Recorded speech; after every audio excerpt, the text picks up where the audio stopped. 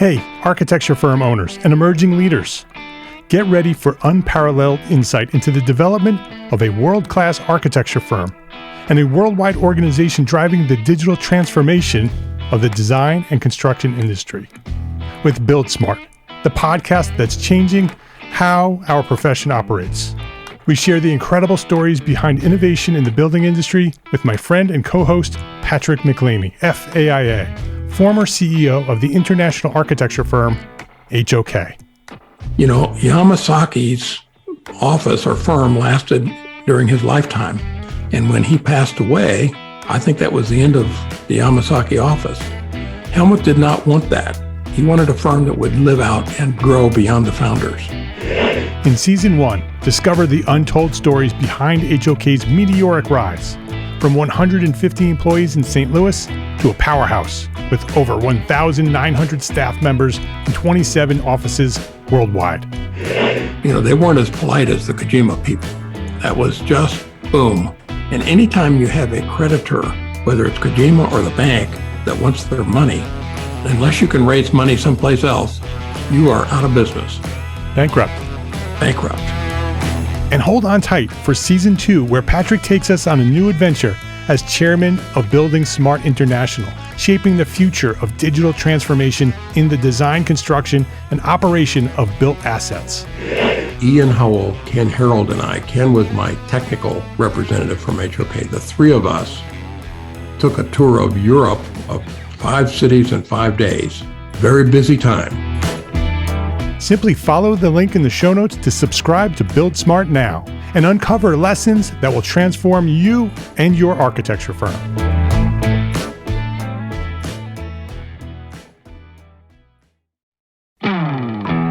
Hey, architecture firm owners and emerging leaders. Get ready for unparalleled insight into the development of a world-class architecture firm and a worldwide organization driving the digital transformation of the design and construction industry.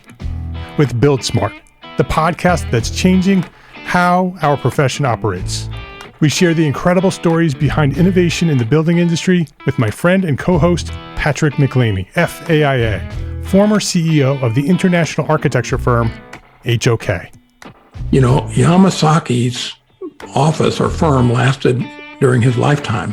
And when he passed away, I think that was the end of the Yamasaki office. Helmut did not want that. He wanted a firm that would live out and grow beyond the founders. In Season 1, discover the untold stories behind HOK's meteoric rise, from 150 employees in St. Louis to a powerhouse with over 1,900 staff members and 27 offices worldwide. You know, they weren't as polite as the Kojima people. That was just boom. And anytime you have a creditor, whether it's Kojima or the bank, that wants their money, unless you can raise money someplace else, you are out of business. Bankrupt. And hold on tight for Season 2, where Patrick takes us on a new adventure as chairman of Building Smart International, shaping the future of digital transformation in the design, construction, and operation of built assets. Ian Howell, Ken Harold, and I, Ken was my technical representative from HOK. The three of us took a tour of Europe of 5 cities in 5 days. Very busy time. Simply follow the link in the show notes to subscribe to Build Smart now and uncover lessons that will transform you and your architecture firm.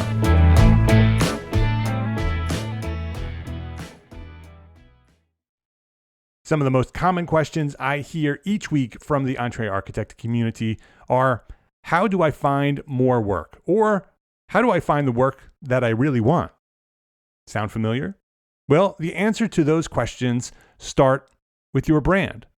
Your brand is your story in the mind of your client. That story may already be there, may be established by someone else, maybe HGTV or Architectural Digest. But more hopefully, that story was put there by you. To build a better brand, you need to start with knowing where you are right now. And we've built a great new tool called the Entree Architect Build Your Brand Marketing Scorecard that will help you quickly assess where you are right now with your brand and marketing strategy. And once you know where you are today, then we can help you by following up with some simple suggestions for what to do next.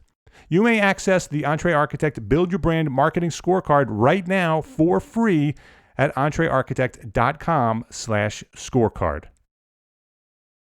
Hello, my name is Mark R. LePage, and you are listening to Entree Architect Podcast, where I speak with inspiring, passionate people who share their knowledge and expertise, all to help you build a better business as a small firm entrepreneur architect. This is episode 275. And in this show, it's the first in a series of episodes recorded live from the ARCAT booth at the AIA conference on architecture in Las Vegas. I teamed up with my friends Evan Troxel and Cormac Phelan of ArchiSpeak Podcast and Lance Psycho of Inside the Firm Podcast, and we sat down for 3 hours on Friday afternoon and met with some very interesting and inspiring people. It was a nonstop conversation about dozens of topics about what's happening today and what we see for the future of architecture and the architecture profession. This week at Entree Architect Podcast, live from the AIA conference on architecture.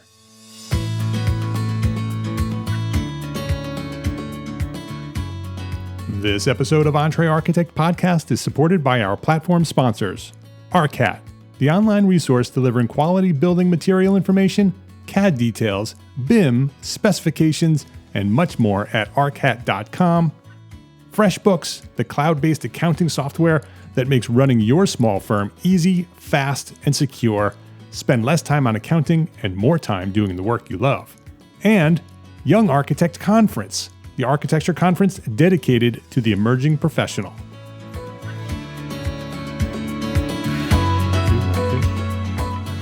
One, two. All right.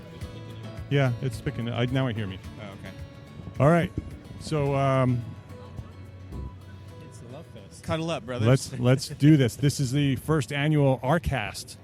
We're sitting here at the ARCAT booth here at AIA Conference 2019. Under the big red A. Under the big red A. I am Mark R. LePage with Entree Architect Podcast. And I'm Troxel with the ArchiSpeak Podcast.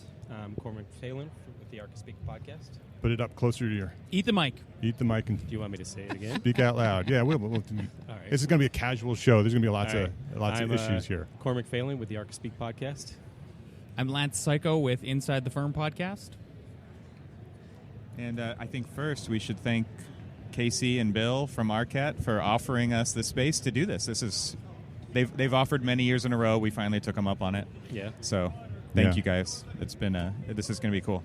Yeah, this is going to be fun. We're going to do a 3-hour marathon podcast here. Wait, 3 hours. Yeah, and I had just been talking for 2 hours straight before this, so Yeah. here we go. So this is good. We'll see how this goes. We're working. Coffee? Probably got to get another one. Working. We have a bunch of guests scheduled. We'll see how that works out because I think it's going to be complicated enough with just the 4 of us here, and then we're going to bring in some guests and have some conversation as well. So Yep. We'll see how it goes. We're so how do you want to start this? What was actually? It's what time is it now?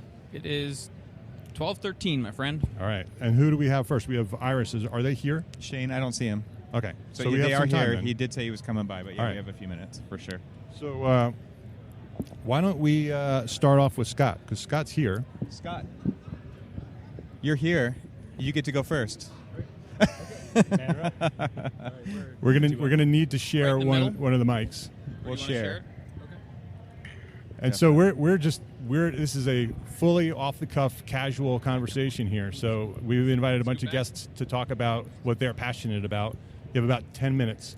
And so and so why don't you talk about who you are, what do you do, and how are you trying to make the world a better place through what you're doing? Yeah, well, thanks a lot for having me on the show.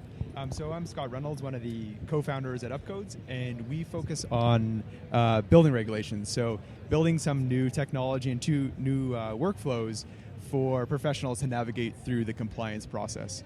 The first product, Upcodes Web, we consolidate building regulations online, make it a little bit more searchable, easier to collaborate with. And secondly, Upcodes AI. I'm starting to think about automating the building code compliance process in BIM models. So looking at the 3D model and creating a spell check for compliance. Nice. That's a cool way So to talk about it. like, can you get a little bit more specific about it? So like, would an example of that be like, okay, we're going to do an ADA clearance check? like that sort of thing? Exactly. So it's kind of like what we like to think of like a consultant looking over your shoulder, just a gut check for exactly like you said, ADA. So that was one of the most popular or more popular requested features, and that's where we focused, at least in the beginning. So just like you said, like a turning radius, push-pull clearance, giving you a heads up if we can identify there might be an issue, a potential code issue there, just as a second check. Yeah, very cool. I've been asking everybody on my podcast, I've been doing separate interviews, question about how they think as automation, there's a lot of talk right now. We're heading into election seasons and stuff about automation and what that means for job markets and everything. But that's part of the job. That's where I like automation coming in, because I don't want to do that stuff. I want a computer to do it and tell me where we're wrong. And then, so my guys can spend more time on design, or we can spend more time in the field. So very, very cool stuff. What inspired you to create this? So my background's in architecture. I studied architecture at Syracuse University, worked abroad for a little bit, and then worked in New York for a little while. And code compliance was one of my main focuses, and also the bane of my day-to-day job. And I was kind of blown away. There was no software, no kind of structured workflow to manage compliance. And I was surprised, but also feeling that pain firsthand. And that's when I reached out to my brother, who was a software engineer, and said, "Hey, look, can we introduce some kind of software to alleviate some of this pain?" And that's really what inspired that first iteration of Upcodes. Very cool. I know we've used it a few times. Have you guys used it yet? Very, very briefly. Scott and I have been talking a lot on Entree Architects through the Facebook group, and we just talked yesterday on Facebook Live, and so I've learned a lot about it. And super interesting, and I love what the future of Upcodes is all about. Yeah, well, thanks for those conversations. And yeah. Been good. I've used the online version of it. I can't get my IT department to actually let me launch the AI for it, but as I slowly start getting people within our office to actually start seeing it and actually how to use it, I'm fighting the fight from the rear, so that everybody's like, oh, we got to get this, because that it's going to make our life so much simpler. Because yes, codes in large scale projects like I work on are the bane of my existence, and so if I can at least have something that's helping me out in the background, look at a baseline of where I'm meeting or not meeting code, that's great, because everybody. Like I was, talked on our podcast not too long ago, we're always looking for, at least the baseline, and then we can start looking into, all of the exceptions and all that other stuff, because that's usually where we kind of live, is in the exceptions. Right. Yeah, I think we really look at the approval process. So pulling a permit, right. What are the delays? What's getting caught, and trying to catch those really just low hanging fruit. Yeah. Those things that are not necessary. Like you said, right. you live in exceptions. You should focus on the more critical, more complicated component of that. And I think going earlier to the idea of automation and what does that mean for the professional's job and future, we just focus on that mundane, low-hanging fruit and try and let the designer focus on I think what humans are really good at, their creative process, reading in between the lines, letting the computers do the low-hanging, mundane tasks of code check. Well, one of the things, and I don't know, where you're at, maybe within the process or whatever, but one of the things that we had talked about in the past was, as this automation starts becoming more and more prevalent, are these things that we can start getting code reviewers and things like that to actually start to see, because that changes the game on our submittal processes. Yeah, absolutely. And that's first and foremost in our mind is to bridge that gap between the designer and the government body, or the AHJ. Right. And ideally, they can adopt some of this technology to increase transparency. Right. So you as a designer, before you try and pull a permit, you would have some indication if that's going to be accepted or not accepted, and why. I think it's pretty challenging, the discrepancy you see between jurisdictions, and right. one plans examiner might interpret it a certain way, and another might do it a different way. So I think trying to bring that transparency and consistency is important. And another thing is, what I see is an opportunity is, we know that the approval process takes forever. I've got a project that I'm working on right now that the published approval process could take up to 12 months. I mean, really? Does it take, it doesn't take me 12 months to do a code review on my project, so why is it taking you 12 months? So, to be able to integrate an AI process, into it so that you can actually start to see where it passes, where it fails, and stuff like that is, encouraging to me. That we can start to chip away at these long review processes. Yeah, certainly, and it's definitely a long road. It's such a complicated domain that, like you alluded to, like chipping away at this. That's exactly the way we think about it. Maybe like a 3-5 year process that we can even get to like 20-30% coverage of all the code, but slowly trying to get more and more of those automated checks happening. Right. I wanted to bring Shane into this conversation as well. Shane's with Iris VR. And I think that there's some future of architecture right here sitting with us. And so I wanted to bring Shane into this conversation with Scott from Upcodes. Shane, what's your last name again? Scranton. All right. Yep. Shane Scranton from Iris VR. You want to just talk about a little bit about what you do? And then I'd love to sort of see how your two worlds connect. Yeah, absolutely. So we are a software company that brings various design models, Revit, SketchUp, Rhino, Navis, direct into VR to really accelerate the decision-making process with clients and with other stakeholders on the project. And as VR gets easier, really making that process just super one-click and really easy to engage with the project at one-to-one scale. At our firm, we use Prospect. We've been huge fans of Shane and his work, and obviously lots of back and forth to develop the product as it goes along. And I think that's starting to happen with you guys as well. I'm sure you're getting a lot of input over at Upcodes. And my question is, like, I have actually two questions.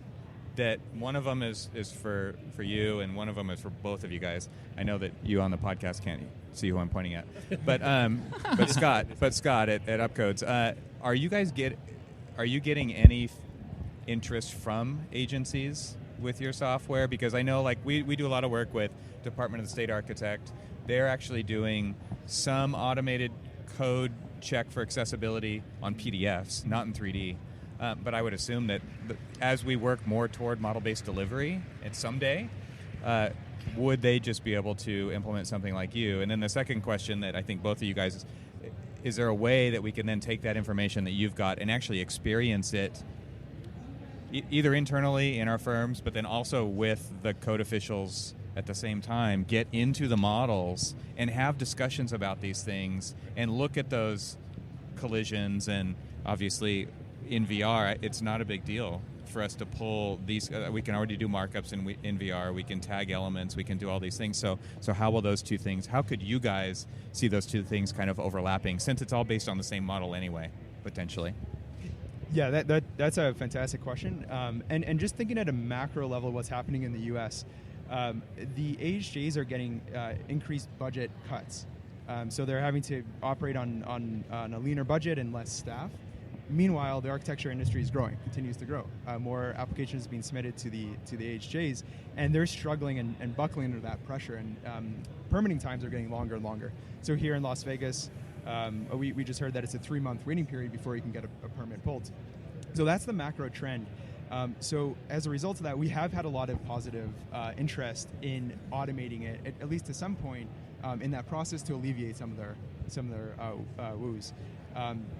So we've talked domestically to say like Oshpod, dealing with healthcare and California construction, and a lot of typical building departments, but also internationally. Interesting. So Singapore is throwing a lot of money at it. They dealt with this in the early 90s. They poured millions and millions in the 90s, and it looks like they might be looking at a $40 million government contract just to look at automated plan review. So this exact topic, Abu Dhabi is doing the same thing. So I think there's interest both domestically but also internationally. Yeah, I think to the second part of your question, I mean, a lot of what we're looking at is how do we make the model more of the source of truth, and how do we sort of preserve the workflows in the actual 3D digital context. And I think especially from like an approval standpoint, the more you can exist true to scale in the actual model and be able to walk through and experience it can really speed up the approval process quite a lot. And I mean, I think there's various elements that I don't think VR will address right out of the gate, but the more people can exist in the actual source of truth within the file, there's a lot that can be accelerated there. Well, I'm sorry. Well, I was going to say, one of the things that we struggle with when we're in front of an AHJ is trying to explain to them exactly, some of the issues that we have with, what meets code, what doesn't meet code, and all of these other things. And if we're able to take them into the model to actually show them where it meets code, where it doesn't meet code, and things like that, I do see a great overlap between, what you guys are doing. Yeah, it takes out a lot of the abstraction. It's like instead of trying to describe with words and plans, you can go in and look directly at the element.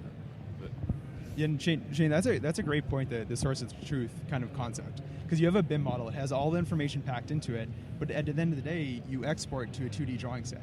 And there's a huge disconnect between a 3D model and that 2D drawing set. So I think what Iris VR does, which is so interesting, is putting the emphasis on that BIM model. And I wonder if there's a future where we can actually submit the BIM model to the government and cut out that export. That is definitely, that is definitely a goal that, like, Evan and I talk about constantly, is because we see the validity of, so we've talked about with a variety of different things. I've got projects that, we give off to the CM, our BIM model, and they're building off of the BIM model. So why can't we go to the AHJ and, do our permitting off of the BIM model? We're almost there. It's just, you're right with, the cutbacks and everything else. You've got, basically staff that isn't trained in the software that we're trying to show them. To make it a lot easier is basically the next step. If they feel comfortable with it, they'll start looking at it. Yeah, it's a conversation about accessibility too. It's hard to open a 2 gigabyte Revit file if you're an HJ. Right. I think there is also just access to the data. A PDF and a printout is still so familiar and so easy. So I do think there's sort of reducing the abstraction of what the drawings are showing and what the model means. But I think it's also just making the consumption of that data really accessible to anyone who's non-technical. And that's a lot of what we're looking at now on the VR side is VR is a great way to reduce that abstraction, but it also needs to be really accessible. So someone who's non-technical, someone who's been at the HJ for for 50 years, 30 40 years, 40, 50 years, can open it up and access that data. Yeah. And that kind of brings up the idea of proprietary file formats too. A lot of people, especially in the U.S., work in Revit files, but an AHJ can't really back an Autodesk product like a Revit file. So then you start to think about, well, what's like a shared standard for BIM, and that is most likely IFC. So thinking about what's the accessibility to an IFC model, and I'm not sure if Iris VR supports IFC, but I think that would be a huge leap forward for an AHJ, being able to operate on that BIM model without going through an Autodesk product. We didn't plan this, but our next release will have IFC support. So you heard it here first. And it does seem like there's a lot of companies out there kind of trying to get into the position of what's it like to be the owner in this world where everybody's operating with different file formats and different platforms, because they don't want to. They don't have the budget to train people to use them. They don't want to spend the money to license the software over and over every year, right? And so, like we see Unity's announcement, right, where they're building a platform for the models to become federated, so that somebody who doesn't know Revit, doesn't own Revit, whatever, they can just pull open. It could be on the cloud. They can get in the model. They can review it. And it's fast, it's light, it works on any device, right? It works on an iPhone, it works on an iPad, it works on a computer. It doesn't matter what you have, it goes up and down the technology, the levels of technology so easily. It's interesting to see these other companies, really from the video game side, the game development side, who are like, whoa, there's a foothold to be gained to give empathy to the owner, right? Who doesn't talk this language, who doesn't deal with this kind of stuff. So. Yeah. Let's bring in Mike Rosico. I'm going to go pick lunch. It's time. Okay. I'm going to switch you out. Let me just introduce what's happening here. Cool. So Scott's going to switch out. Scott, thank you very much for hanging out with us. Thanks so much. Thank you so much for having me. Yeah. We'll be right back to our conversations after this quick break to say thank you to our platform sponsors here at Entree Architect, ARCAT, FreshBooks, and Young Architect Conference. It's what many professionals in architecture dread. Editing down a manufacturer's specifications. You're staring down this 54-page specification and you only need one product and all of its attributes. That's it. You just need that one thing, and we're looking at 54 pages. There is a better way, and it's not throwing the entire specification right into your project documents. It's ARCAT and ARCAT's Spec Wizard. Spec Wizard is a unique tool that allows you to specify a product in minutes, not hours, by turning a specification into a simple-to-use website. Just select the products and options you want to specify and generate a 3-part CSI spec in multiple formats, quickly, easily, and best of all, it's free. It's absolutely free. You don't even have to register. You don't even have to give them your email address. Just go to arcat.com right now and try it out. Try out the better way of specifying products, ARCAT Spec Wizard at arcat.com. That's ARCAT.com. Do you remember when you started your architecture firm? It was no small feat. It took many late nights and many early mornings. Bottom line, you've been insanely busy ever since. So why not make things a little bit easier now? Well, our friends at FreshBooks have the solution. FreshBooks invoicing and accounting software is designed specifically for small business owners like you. It's simple and it's intuitive, and it keeps you way more organized than the dusty shoebox filled with crumpled receipts. Create and send professional-looking invoices in 30 seconds and then get them paid 2 times faster with automated online payments. File expenses even quicker and keep them perfectly organized for tax time. And the best part, FreshBooks grows alongside your business. So you'll always have the tools you need when you need them without ever having to learn the ins and outs of accounting. Join the 24 million people who've used FreshBooks. Try it for free today, 30 days, no catch, no credit card. Try it for free at entrearchitect.com/freshbooks and enter EntreArchitect in the How Did You Hear About Us section. That's entrearchitect.com/freshbooks. Are you an emerging architect? Do you want to failure-proof your career? Then you will want to attend the Young Architect Conference on August 23rd through the 25th in Portland, Oregon. This conference, which was created by Young Architect founder Mike Rosica, is all about feeding your connection and knowledge necessary to truly succeed in architecture as a young architect. That means you'll learn the next most powerful steps you can take after receiving your license. You'll learn how to be a better leader. You'll learn how to build your brand, stand out in a competitive market, use social media, and grow a following. You'll also learn how you can leverage your talent and values to give back in the most meaningful way. You ready to save your spot? Space is limited, so grab it now. Visit entrearchitect.com/youngarchitect.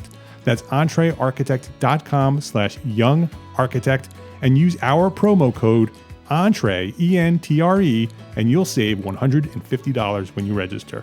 That's entrearchitect.com/youngarchitect and use the promo code ENTRE. ARCAT, FreshBooks, and Young Architect Conference. Please visit our platform sponsors today and thank them for supporting you, the Entre Architect community. And so what I thought is maybe we can overlap. I want Shane to stay and introduce Mike Rosica of Young Architect. And Mike, you want to talk about what you do, why you do it, and then maybe we can overlap a little bit about what Shane's doing with Iris VR and how, what you're doing, how those two things overlap. Iris VR. I talk to you guys every year at the conference. So I'm Michael Rosica. I'm a licensed architect in the state of Oregon. When I got my license, I had a really hard time getting it. It was a hell of an experience. I felt like there was so much bad information about what the architect exam was. And after I was done with my exams, I needed something creative to work on because there's nothing creative about passing these tests. And I needed to make something and express myself. So I started a blog, youngarchitect.com, and I started writing about how I passed the architect exam. I started ranting and raving about the profession. And it just very quickly, it picked up a lot of momentum. And now at this point, I got a program that helps people get started with taking the architect exams. We're creating study materials. I'm traveling around the country giving lectures about the AIA and entrepreneurship, teaching workshops, putting out podcasts, making videos. It's been a lot of fun. That's awesome. Yeah. So if you can give us kind of an example of the kind of people that you talk to as you go on this roadshow and do the boot camps and all that kind of stuff? Well, I talk to students a lot of time. I'll start there. I do a lot of lectures at universities talking about, I have a presentation about, I call it entrepreneurship for architecture students, where I hammer on 3 different principles. It's trading your time for dollars, establishing multiple streams of income, and finding a problem to solve and monetizing it. And so I do that lecture for students, and then I also speak at a lot of AIA chapters and firms and conferences about the architect exam. And kind of the message of that presentation is really of, let's stop looking at this thing as it's a test. Let's treat it as an opportunity to learn, as professional development, to become better architects and really learn the craft of how to practice. And let's focus on that, and let's set our sights so much higher as becoming successful architects rather than just people that pass tests. That's cool. Yeah. So you've become a consultant in a different way to the profession.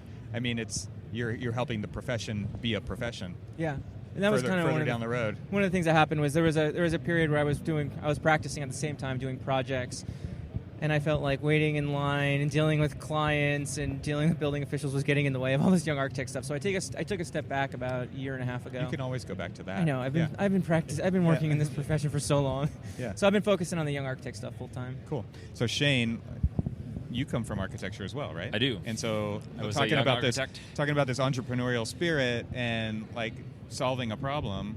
I mean, that's where Iris VR came from, right? Yeah, I mean, it's fun. I was up in Vermont working at small residential firms and loved it, but really my strength was in 3D. And so I branched off and started doing sort of 3D consulting, 3D freelance, and that evolved into what Iris is. Effectively, got a headset in 2013, started bringing it into clients, and very quickly it was, Shane, why are we paying you for renderings? You should be doing VR for us. And we moved into sort of the VR space in 2014 and saw very quickly that we could be one of the first, and there was a big opportunity for software. So yeah, sort of came from the architecture world. I moved to the dark side of tech, but that's construction, actually. Yeah. Oh, excuse me. No, it's. I also joke that I never got my MArch. I was undergrad, and it's so funny. It was such a debate.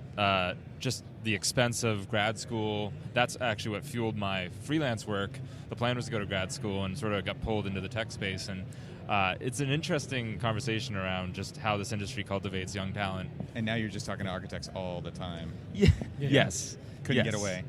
Exactly. Here I am, around about 20,000 of them, I think. So.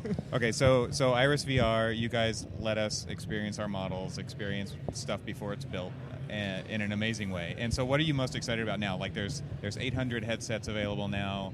There's so many directions people could go. Yeah. If you were to kind of give an idea, and I think this kind of ties back to students as well, because like I would teach an emerging technology class at Cal Poly, and we talk about things that didn't exist 5-10 years ago that are now career paths in architecture. Mm-hmm. Yeah. And so as you're, Mike, as you're kind of engaging with students and you're talking about passing these exams, obviously that's a huge step into a career in architecture.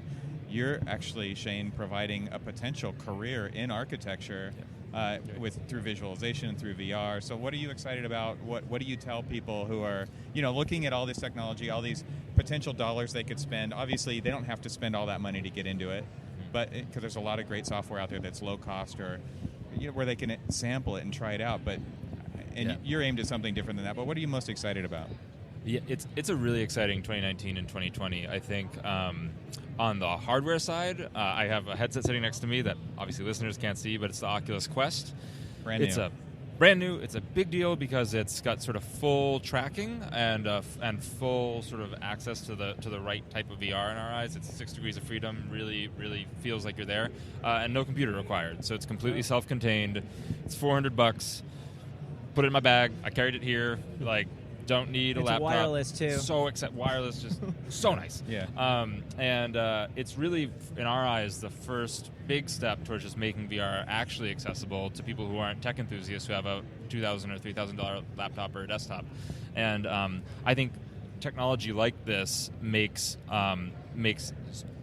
being an entrepreneur in a frontier tech market a lot easier because you're not really engaging just with early adopters. You're able to engage with a more majority market, which you sort of need to start scaling a business if you're testing it out. So we're really excited about this technology just in general, and VR just becoming more accessible across the board. I picked Everywhere. the Quest, but there's been a ton of releases this summer. So on the VR side, I'm really excited about that. I think more exciting even for what we've seen in the last 5 years is it seems like firms really are thinking more, you even mentioned this, are thinking more about what it means to have a federated model and what it means to have, I already said this as well, but what it means to have a single source of truth.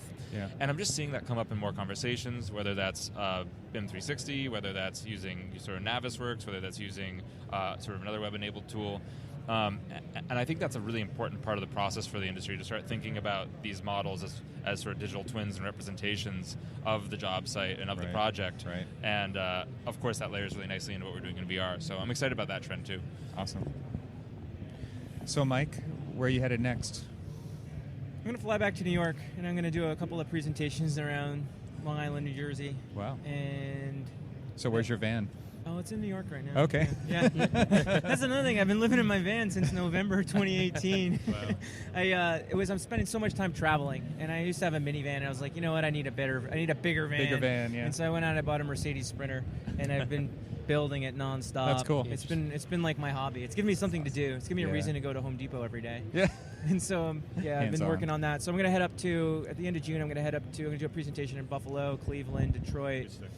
Then I'm going to drive out to Portland, Oregon. I'm going to be in the West Coast all summer long, and we're having a young architect conference this summer for the next Plug it. generation That's architects. cool. Yeah, that's what I wanted to make sure you Yeah. talked about that. We wanted to. I mean, there's so many architecture conferences, and they all have kind of a different spin on it. And I wanted to have a conference really for the young people in the profession, and let's have conversations and keynotes and workshops and parties that are all kind of focused on building a more successful profession. And I love what you did with the speakers. Talk a little bit about how you formatted the speakers. It's not a typical conference. Yeah. So I said, rather than hearing from star architects or movie stars at our conference, we want to hear from successful young people who have stories to share. And let's get them on stage. And those are some voices that are not being heard right now. Yeah. And so it's great to sort of hear that. So we've got a bunch of amazing people from all over the country who are going to be doing our keynotes. And then we got 25, 30 different workshops, all focusing on professional development for the future. So how do people find out about that if they want to? Conference.youngarchitect.com. All right, And what's the date conference.youngarchitect.com. and location? Oh, it's in Portland, Oregon, August 23rd through the 25th. We rented a beautiful venue for it. It's brand new. And we're just super Yeah, excited. I saw that on the site. That looks like a very cool place. That's cool. I just went to Portland for the very first time like 2 months ago, and I was blown away. Like, we got great weather. Portland Japanese Gardens downtown. It's Beautiful. just beautiful. There's so many, Multnomah Falls. There's so many things to do there. If you love the mountains, if you love clean air, It's an amazing city. a place to go. Yeah. Cool. Well, thanks, guys. Thanks for being our here. pleasure. Really appreciate it. Is there anything, Shane, that you want to give everybody your web address? Talk about Prospect and what it does real quick, and leave people with something to check out. Absolutely, and since we're talking about young architects, if you're a student, we give out our software for free. So now with the Quest, which is $400, you can get that running with our software for free. You can apply right through our website, which is irisvr.com. We really want every student to be in VR, experiencing their projects and their designs. Yeah. And coming up next, we have Prospect now available for the Quest, as well as these next generation headsets. And we've had a trial for a long time. You can download a trial. It's 14 days direct from our website as well. Awesome. Cool. Well, thanks, guys. Yeah, my pleasure. Thank you. Thanks for coming. Thank you. Thanks, guys. I have Robert Hune coming on next with Monograph. Thanks so much for coming over. But he's not here right now. He was here, and stepped away. He's coming back. Thanks, Shane. So, Mike, you can hang out for a little while if you'd like until Robert comes back, unless you got to bounce, and then you can go. It's up to you. I'm speaking it too. All right. Yeah, go. Go. It's good to see you guys. Thanks for coming by. I'll take that. Yeah. Can I give you guys lanyards? Yeah. Yeah. I take good stuff. Because these are lame. Yeah. Let's take care of this. We have people taking photos. Yeah. Yep. Weird. And I got busy Facebook here. Live going on here, too. If anybody who doesn't know what's happening here, this is the first annual ArtCast We are at the RCAT booth at the AIA conference, and we're talking to a bunch of guests. Every 15 minutes or so, we got a new guest coming in, and so we figured we'd broadcast it on Facebook as well. So if you're hearing us and you're seeing us, that's what you're hearing and seeing. Get closer.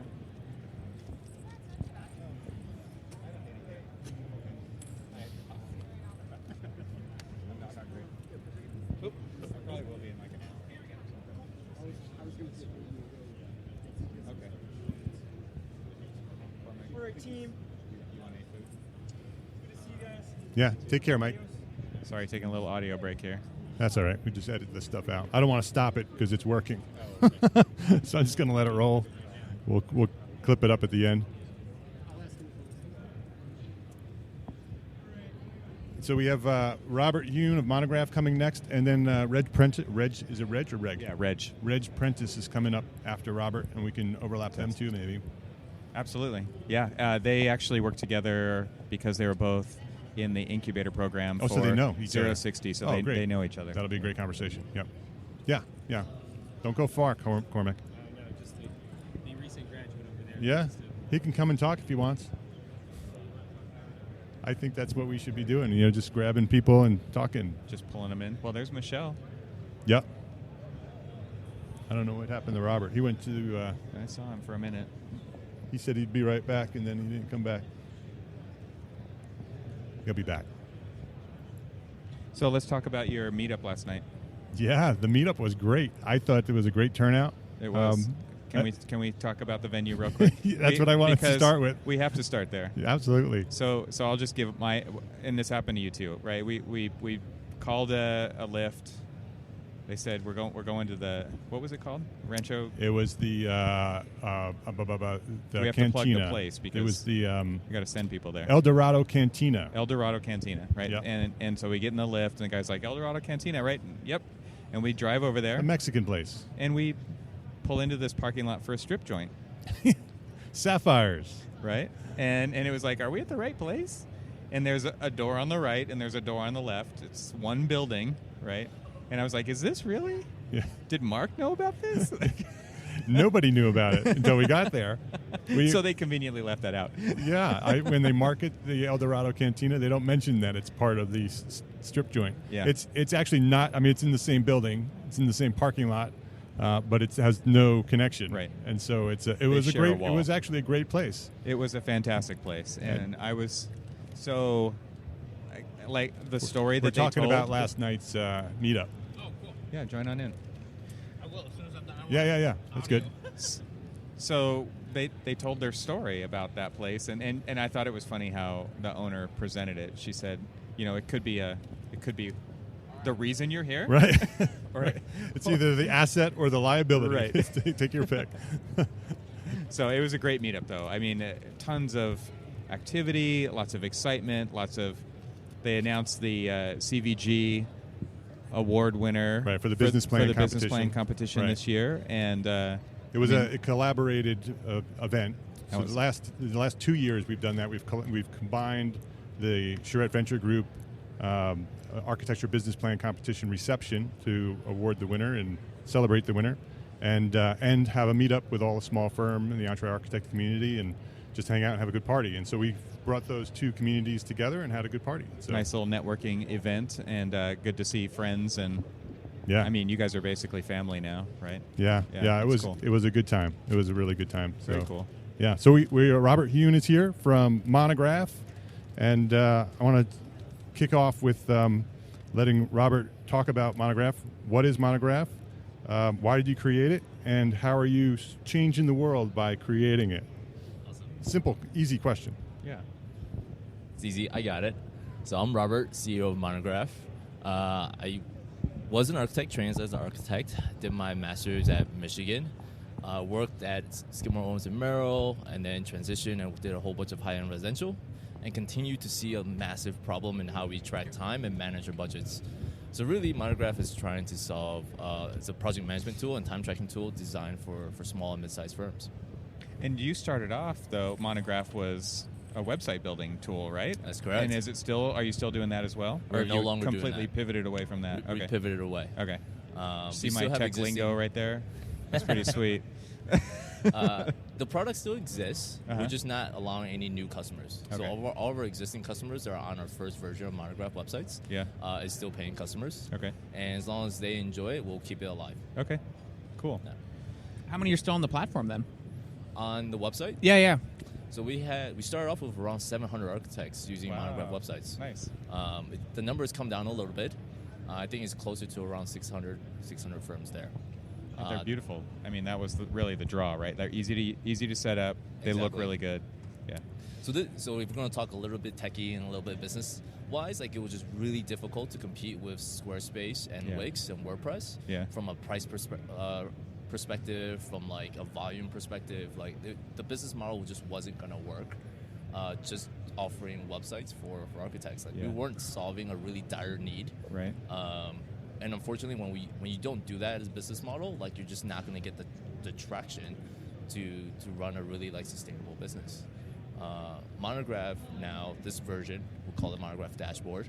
Tracking time and managing fees is extraordinarily valuable for small practices. Sure. So it's like historically you do it either with a whiteboard or an Excel spreadsheet. Yeah. Like there's a massive. No, those problem. people are not lined up for Deltek. So is it No literally like a timer system that gets fed into a database? Is that how it works? So it's a web-based platform. How it works is it looks very similar to most other time tracking software, where you enter your project, you enter the hours you worked on. What's really unique is we just make it really seamless and really easy, really beautiful. We also segment out so that you can track multiple billable rates, which almost no other time tracking does. Oh, okay. Because no other time tracking software is designed for architects. Let's be honest, like small firms and mid-sized firms, you have to wear multiple hats. Your billable rates will fluctuate. Like even if you're a principal, you can't be billing principal time the entire duration of a project. So we essentially bake that into when we're designing the software. Okay. Have any engineering firms picked it up? I mean, it's the same parallel there, right? We're talking to a few engineering firms, so we're about to essentially start onboarding consultants. The big mission for Monograph is we want to essentially capture all the professionals that make buildings happen. It starts with the architects, but it doesn't end with the architects. There's structural engineers, there's MEP engineers, there's seismic. There's a lot of essentially professional consultants that need to be on a project to make it happen. Do you guys have any kind of since a lot of projects start with architects and then they bring in the consultants, Mm-hmm. and I'm sure you're kind of banking on those architects spreading something that they see as incredibly valuable Correct. or excited about. So is there, because you guys are a startup, small business, Mm-hmm. are you guys doing affiliate kind of things with those kind of firms, or how does that whole system, your marketing system, work so that you can build this platform with the most number of users that you could see benefiting from this? So we're starting to explore affiliate programs. We're really happy to continue to work with Mark LePage on Entre Architect, and hopefully we can keep doing that. But ideally, we systematize a way so we can partner with everyone else in the industry. Seems like there's just got to be, you've got to like try so many different things, and Yeah. you kind of have some freedom to experiment, I would assume, but Yep. and see what works and what doesn't. What we're really confident about, which really will hold us as a product, our longer term mission, is that we see the industry becoming more and more segmented based on consultants, more and more specialized professionals. Yeah. We've seen that populate growth over the last 5 years, and it's exponentially going to keep going. There's a lot of market-driven scenarios, and this is due to like liabilities and architect passing liabilities, and a lot like architect buildings are getting more complex.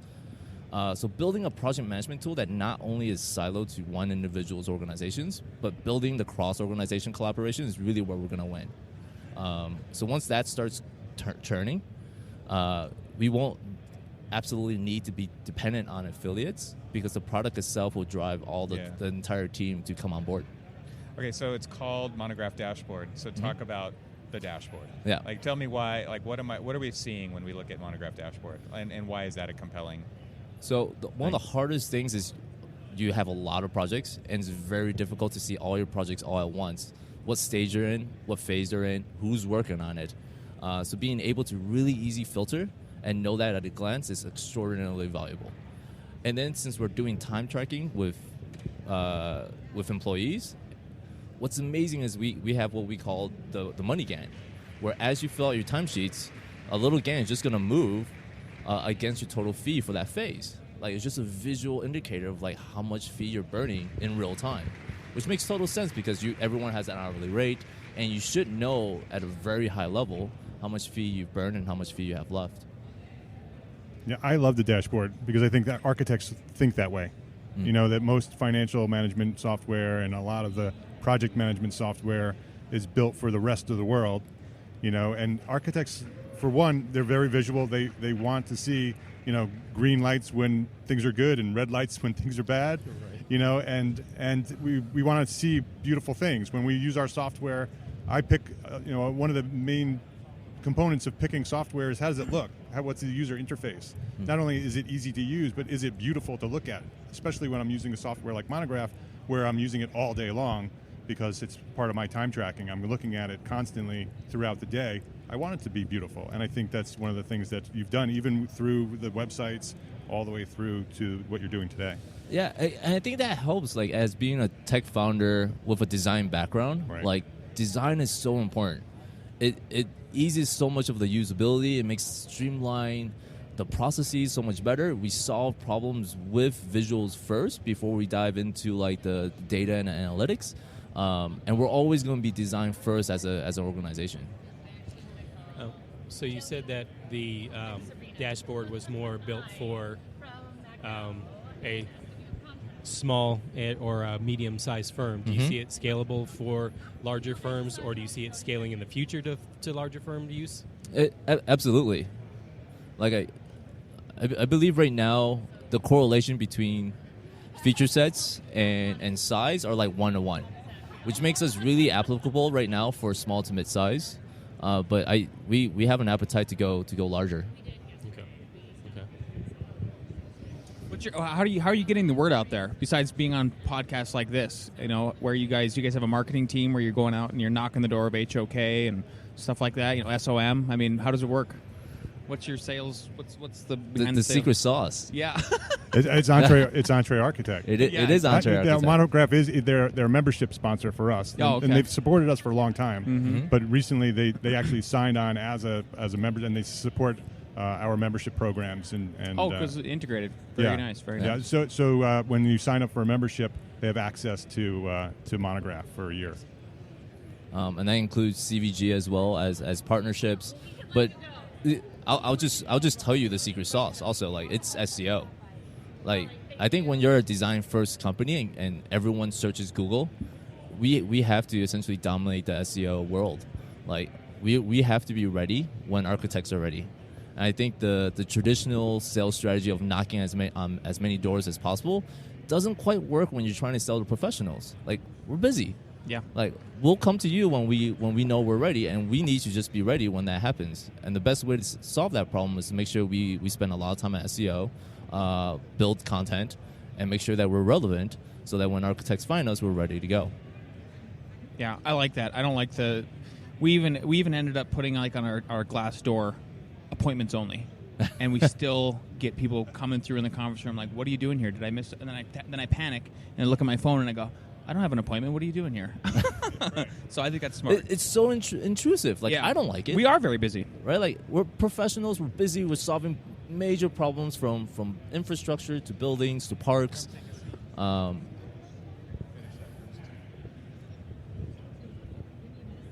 right. So, yeah, keep going. Yeah, keep going. Talk. Oh.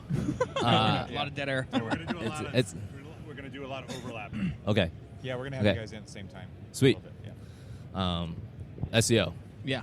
I like it. Partnerships are great because it's an industry built upon relationships, and we need to continue to build relationships as a core success model for marketing and sales.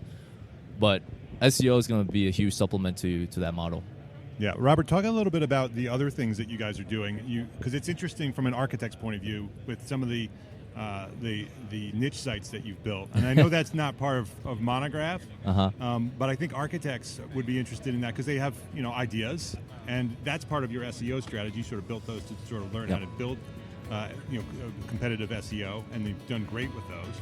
And so what are some of those ideas that are separate from Monograph but architects might be able to learn from?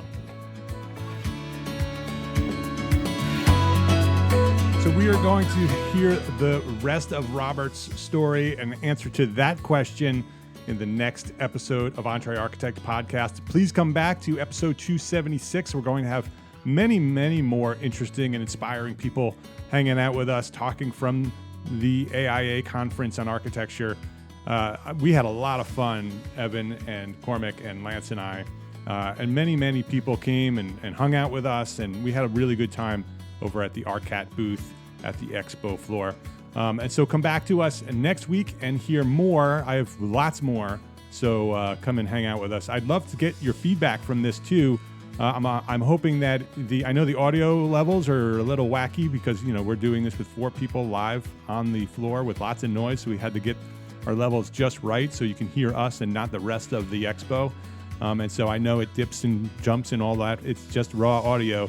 But I'm hoping that there's lots and lots of value here. So definitely send us your feedback. If you don't see the value in this, I don't want to do 3-4 more of these. So definitely let us know. If you like it, share it. Let us know. Share this episode. This is EntreArchitect.com/episode 275 episodes of the Entre Architect podcast. So share this with your friends if you think it's valuable. If you don't think it's valuable, send me an email, tweet it out to me or Evan or Cormac and say, let's not do this. This is too much. But I think it was valuable. I loved it. I had a really good time. So I'm hoping that you find it valuable as well. So actually also reach out to Evan and Cormac and Neil over at Archispeak podcast. And Lance Psycho and Alex Gore over at Inside the Firm. Go ping them and say, hey, great job. Go listen to their podcasts, subscribe to their podcasts. We had a lot of fun together. So if you are an entrepreneur architect who runs or owns your own small firm, then you, my friend, are an Entre Architect. And I encourage you to go build a better business so you can be a better architect. Love, learn, and share what you know. Thanks for listening. Have a great week.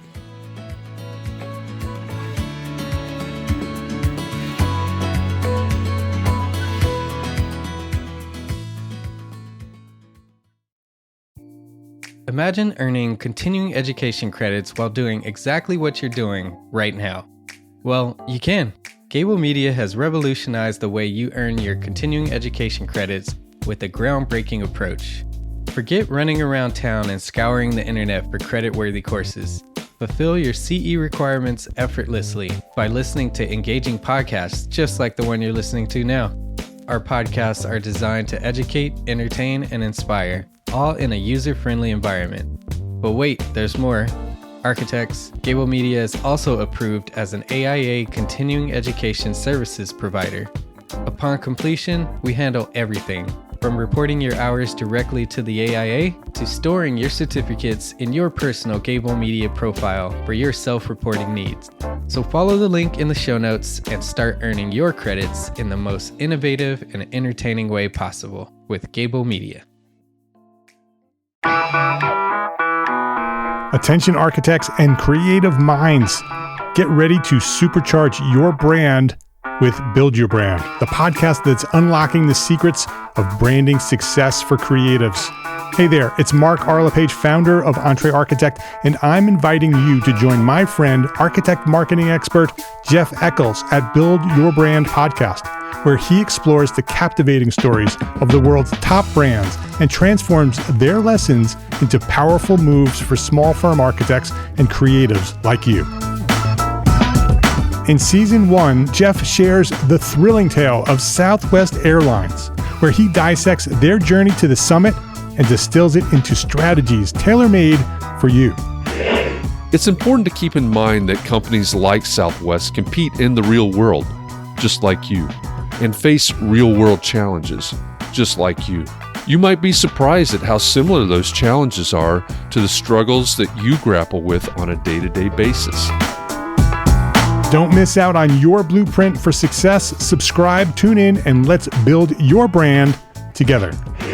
You may have noticed that the very best brands in the world are also known for having somewhat unique corporate cultures. That's often the glue that holds everything together when they encounter those rough spots. We don't do it because it inconveniences the passengers to whom we are primarily dedicated, the short haul, frequent flyer. Follow the link in the show notes to subscribe to Build Your Brand today. Remember, no matter the size, the journey's the same. Your brand's journey to the top starts here.